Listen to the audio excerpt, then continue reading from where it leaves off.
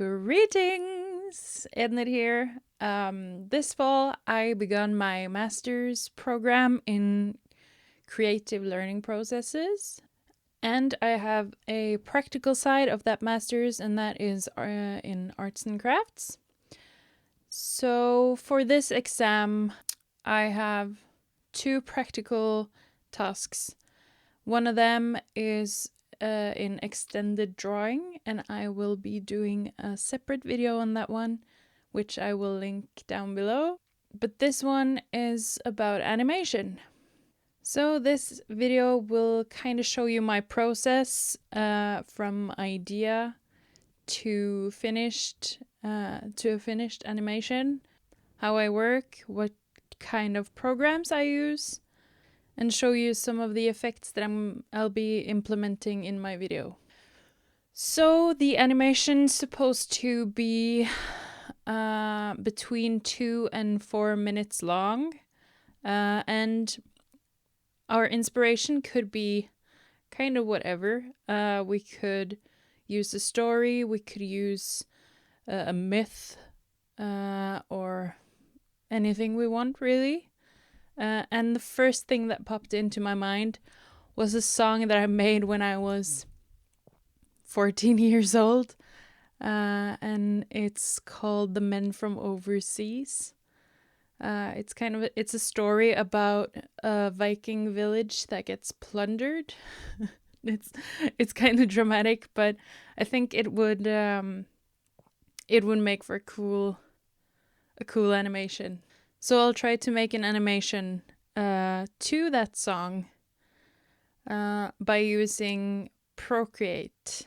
That's an application, a drawing application for iPad, which I think it was this year. It got an animation assist function, which lets you make like animated pictures.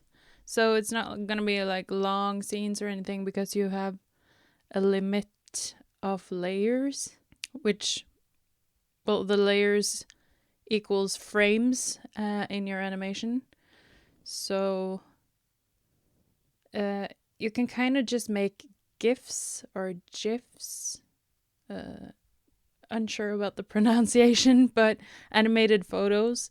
But I think that will actually work to my advantage because I'm making a music video for my for my song, and I think that would be a cool look. And I don't need any long scenes because I'm using the lyrics as a storyboard, so I'm pretty much gonna be changing scenes every other sentence. I have to relate this animation to the basic skill to write in the arts and crafts subject in primary school. And I feel like this animation is going to kind of strengthen the message in the song. I have always been really intrigued with everything that had to do with Vikings, from their clothing to their style of living to music that's thought to be, at least, from that era. And this is not by far my best song.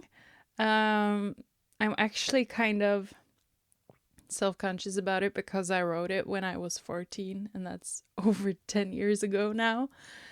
But I think my whole kind of thought in this process also will be not to be such a perfectionist, because I literally do not have time. So I'll be embracing flaws, embracing kind of the simple way, so that I can actually get this finished by the exams in December. And that's to say, I'm starting this process in November. So So this is gonna be a fun ride. I will be using Procreate on my iPad. I will be using an Apple Pen to draw with because it does not respond too well to fingers or cheaper styluses. And I will record my song in Logic X Pro. And I will edit my video in the free video editing program DaVinci Resolve 16. And this video will show the entire process of making this animation video from scratch. So let's get started.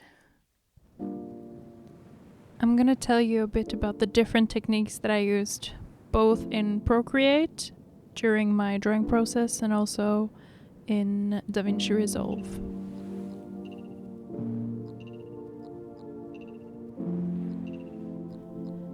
One of the first animated parts that I needed was the intro. A couple of requirements for this task is to have an animated intro and outro. First, I thought I'd use one of the fonts that already exists in the Procreate program as my intro. I was not completely sure how I wanted to animate it yet, but I thought the font was cool and that it was bold and made a statement. I tried outlining it to make it more animated, but this did not quite pan out the way that I thought it would. I quickly tried a new approach where I duplicated the layer, then I colored it with a darker color, put it behind the first layer, and then shifted it slightly to make a drop shadow. This did not work either. The canvas size that I use is a 1920 x 1400 pixels, and this is apparently the best canvas size for animation according to some people on YouTube. My new idea was very different from the one before. I wanted the background to look like old parchment, so I used a skin tone palette to make a kind of parchment. I used different types and different sized brushes to make it look kind of dirty and burnt and worn. I went over with both black, brown, and beige colors. I contemplated writing this in runes, but I thought it would be smart to use a common font so that people understand what's written here. My idea for this intro is to make it look like someone is writing on this piece of parchment with a wood burning tool. So I started with some yellow orangey glare that I faded out and went over with some darker orange to make it look like it's glowing. I am now using the animation assist function, which makes me able to use the onion skin mode, and that makes me able to see the layers before and after the ones that I'm working on. So I draw a couple of the luminescent dots, and then I go back and I trace it with this raggedy brown brush, which makes it look almost like it's burnt paper.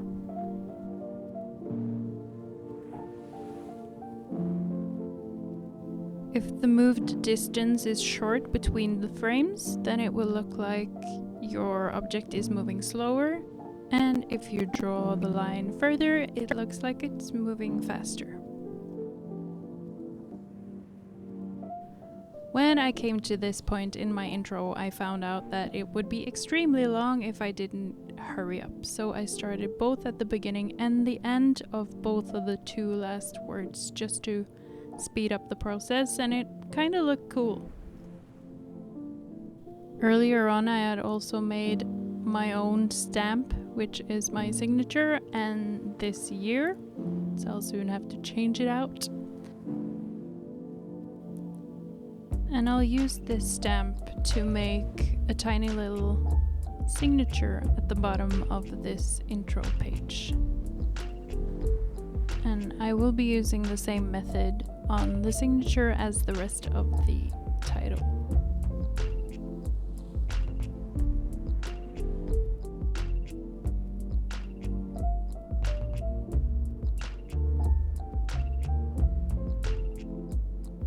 The first effect that I want to discuss is the drawing frame by frame. As you can see, the background stays still the whole time, and that's kind of an ongoing theme for my entire animation. Her facial features, on the other hand, changes frame by frame. This is a very time-consuming process, but it's worth it because you have control the entire time of how everything moves. Just make sure you don't forget any elements, such as eyebrows. That's what I did, and I had to go back and draw them on frame by frame again. The second effect that I used was duplication. For this specific scene, I actually drew about 5 or maybe 6 different pictures. Then I rearranged them in the right order, and then I flipped it and arranged it again in the opposite order, and then back again in the right way, and then back again the wrong way. Every single picture was duplicated 3 times, and when you press the play button, it just looks like it's continuously moving, even though it's actually just playing the right way and then reverse, then right way and then reverse again. This next one is a sneaky one. This is actually just one picture that I used 2 different ways. After I drew this picture, I thought, this applies to both the lines of lyrics that's next. So why can't I just use this picture twice in 2 different ways? When we first see this picture, we zoom in on the mother and the 2 children. Then for the next scene, we zoom out. We see the movement of the light from the door. We see men running past the door. And then we understand what they're actually sitting there being afraid of and what they're hiding from.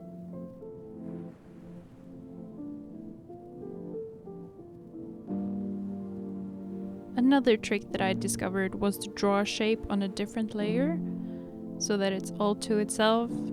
You can color it, shade it just the way you want, and it will be a separate layer.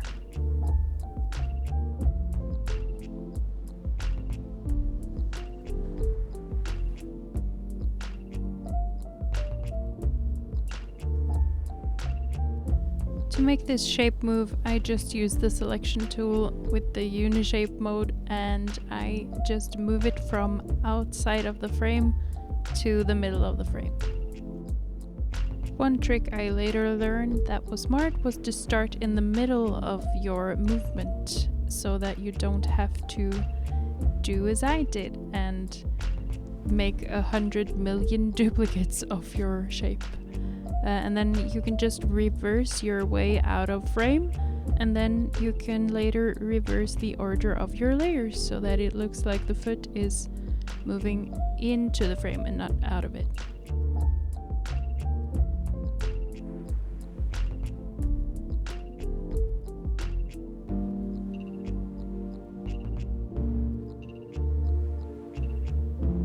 Another cool feature in Procreate is the drawing guide. Here you can choose between just a normal grid, or you could use the perspective mode, which is the one that I used here, so that I could make a room with the kind of depth that I wanted.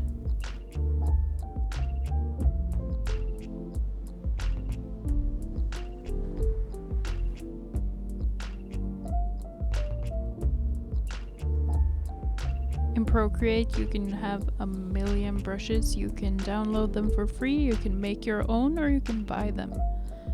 These allow one to use a million different type of textures and gives you an unlimited amount of different looks to your drawings. Sometimes I just couldn't help myself and I had to do a more detailed drawing just to please the artist in me, and this was one of them where I liked the look of the candle so much that I really wanted to make it stand out from the rest of the picture, because this was going to be the moving focal point.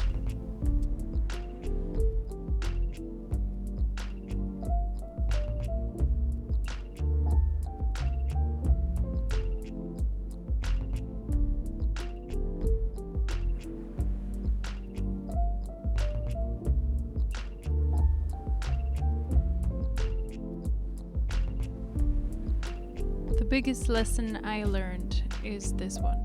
Manual zoom in Procreate is not a good idea. Use DaVinci Resolve for that.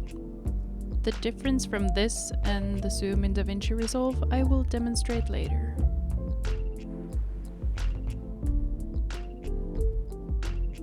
When several things have to move in a scene, you have to have them on separate layers. In this picture, first I drew all of the people on the same layer, but then I used the lasso tool to separate them to their own layer. Then I reshaped them, made them bigger or smaller, and then I placed them where I wanted all of the people to start. And then I slowly moved them just a tiny bit, frame by frame.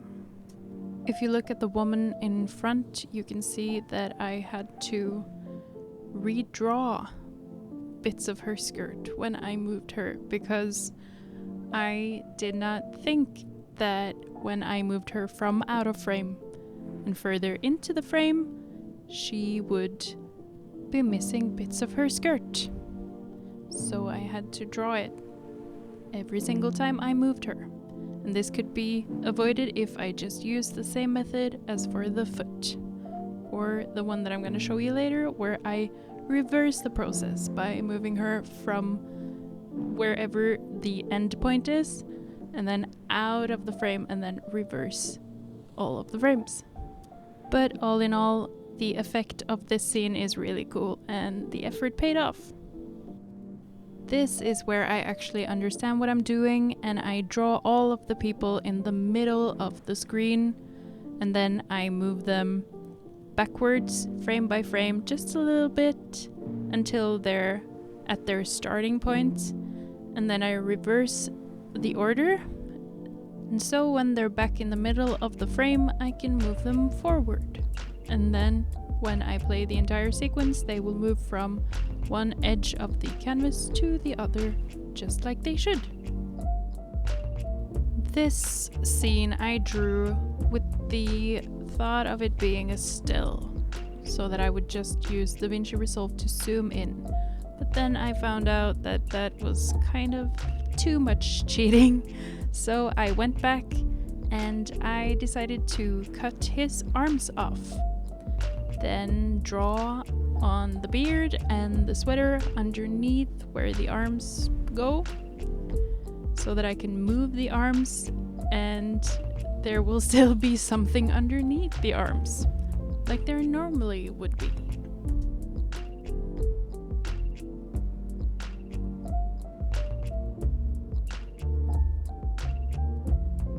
Now that I've drawn something underneath his arms, I can move them and it won't look as if he's missing half of his body. And I duplicated every layer a million times so that it would move slow. I drew every day for 2 weeks. And that's not just 1 hour each night, that's maybe 5 to 8 hours a day.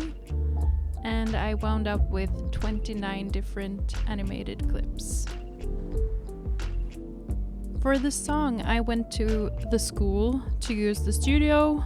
It turned out the studio was malfunctioning, so I had to record it on my MacBook Pro, which was not ideal, but it had to work.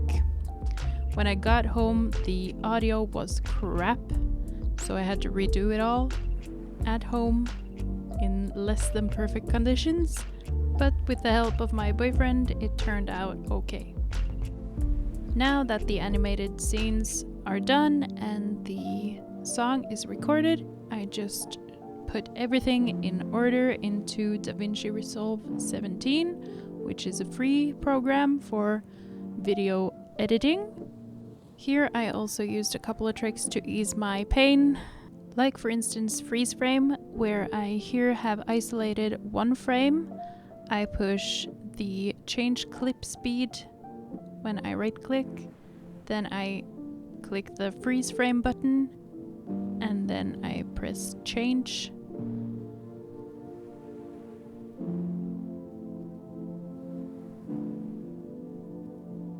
This will make me able to stretch this one frame for as long as I want it. I used this where I felt like I needed some suspense, or where I felt like there was something missing between the vocal lines.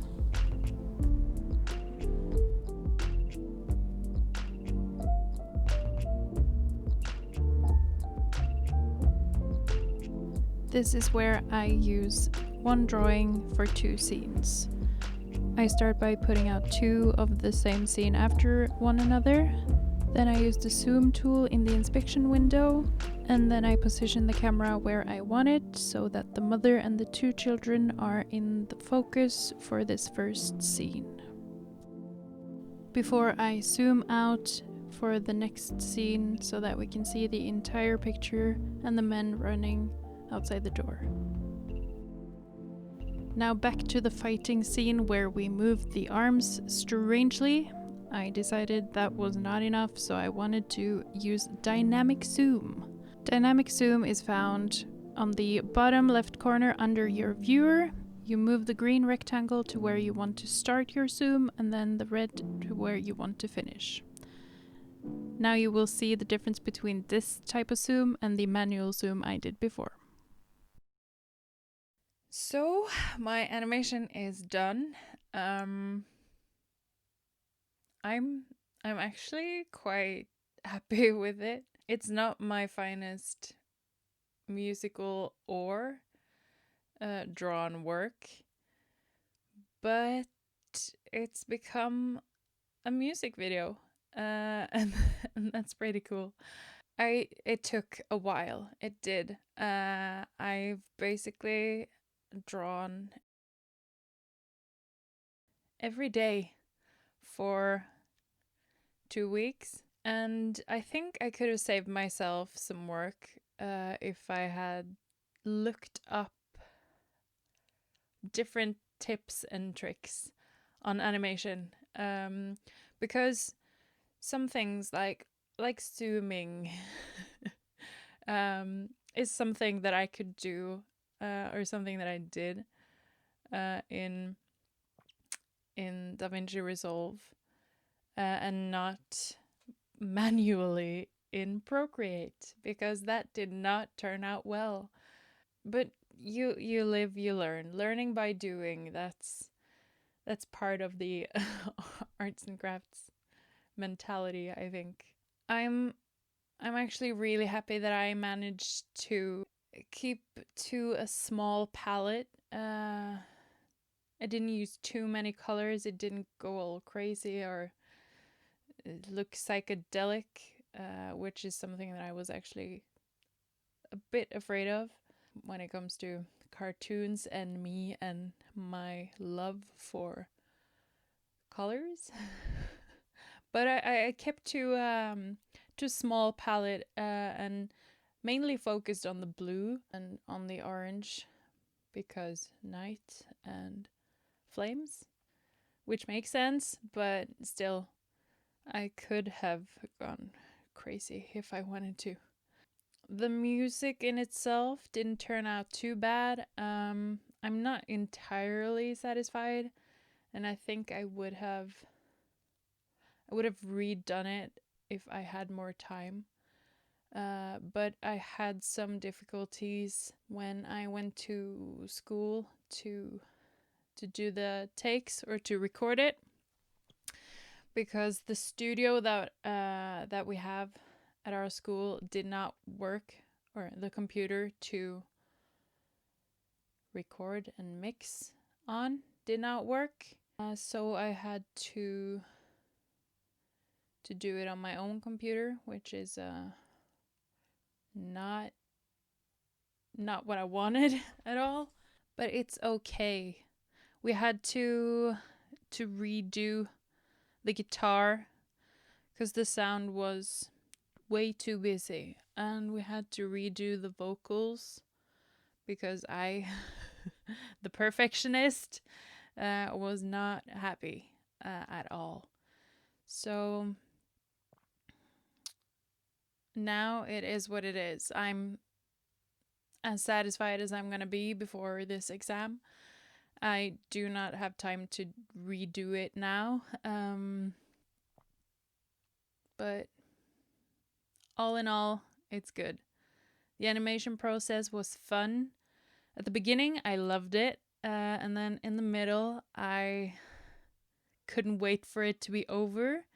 And then it picked back up at the end. When I could see the finish line, then it was fun again. DaVinci Resolve was a great way to kind of ease my workload a bit, because some things are hard to do in Procreate, like the zooming part, for instance. And if there was one or two places that were too long or too short, I could either shorten it or stretch it in DaVinci Resolve without it being a nightmare. And I think that I'm entitled to to cheat in that way, because I was past the minimum limit anyway.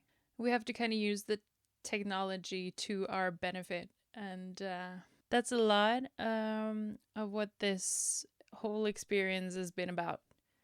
Because I've never done so much technological stuff around an arts and crafts project in my life.